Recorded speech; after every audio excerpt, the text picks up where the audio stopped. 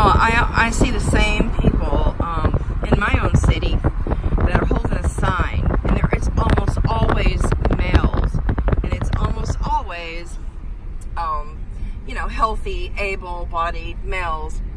And this is in... keep left at the fork. This is in Raleigh, North Carolina, but I don't know, his condition, but it almost seems that it's more effective if they truly needed money. It's more effective to get some sort of work. Continue on North Carolina 147 south for 7 miles. Unless panhandling is very profitable.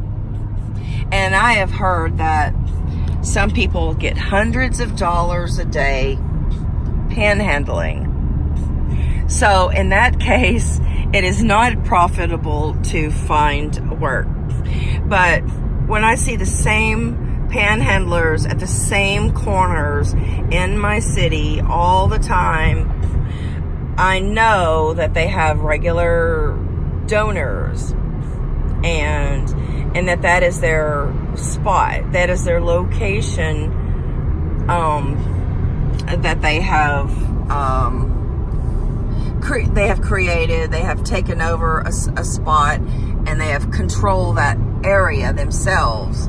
And I have actually seen panhandlers fight over their location that they want to dominate.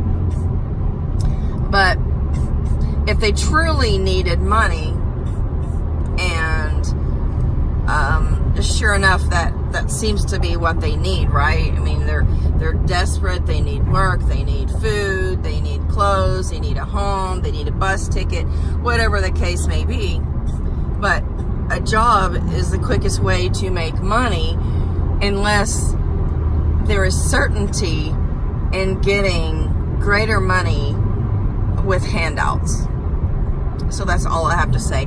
It's really pretty here now. I'm seeing some beautiful spring foliage, and the trees are sprouting. Oh, look at that. That purple. Anyway, there's a lot of things I miss about North Carolina. And I'm just glad that my accent never changed when I moved to Yinzerville. So I always love getting back to the South. People are so much more friendly, more helpful, more accommodating. I don't recommend moving to Pittsburgh by any means. Not that there are good things about it. I mean, there are, but weather is not one of them, and people is not one of them.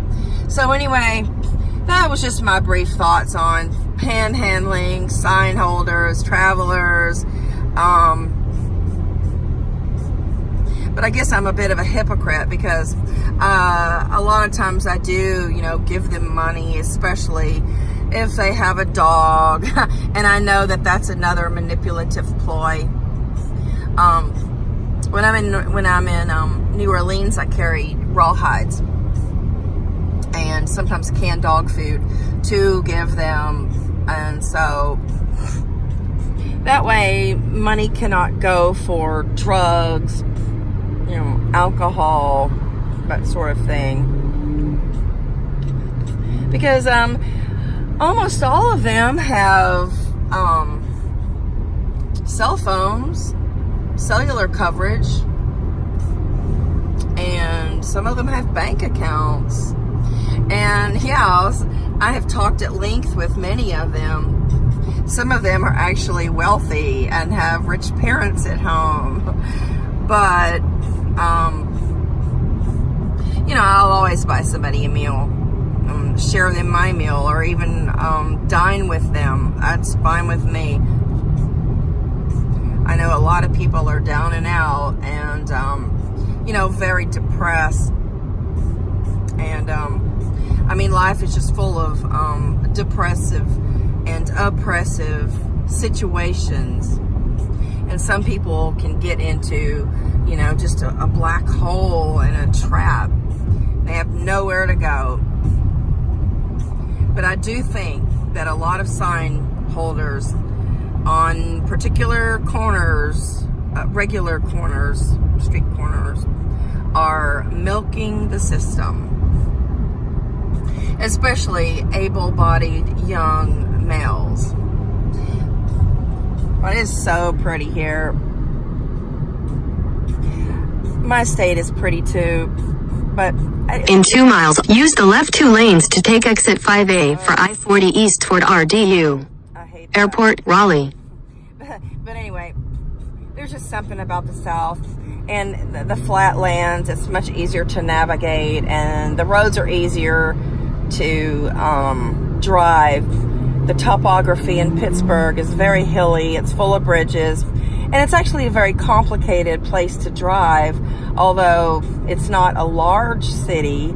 Going from one section to another, and it's very divided, and I mean, it's pretty much a crazy place to be a part of when you're trying to navigate to go somewhere. So I don't really venture out. You know, I stick to my area, I stick to downtown. I really don't like driving in my city at all. And I miss southern cities. It's just so easy. It's flat. It's, you know, it's just so easy. So anyway, I think I'll go to Chapel Hill. Thanks for watching my video.